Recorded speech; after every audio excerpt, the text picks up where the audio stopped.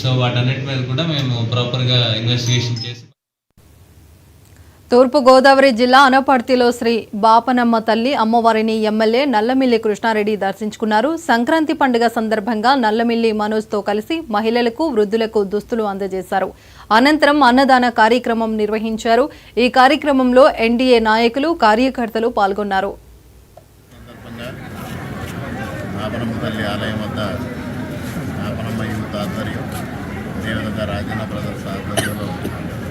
వృద్ధులకి, వికలాంగులకి, వితంతువులకి అనేక మందికి వస్త్రాలు పంపిణీ చేయడమే కాకుండా వారందరికీ భోజనం కల్పించి పండగ పూట వారికి కనీసం పూటైన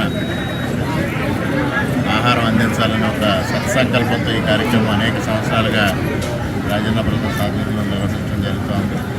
ఇటువంటి కార్యక్రమాలు చేపడుతున్న యువతందరికీ హృదయపూర్వకంగా కృతజ్ఞత తెలియజేసుకుంటున్నాం.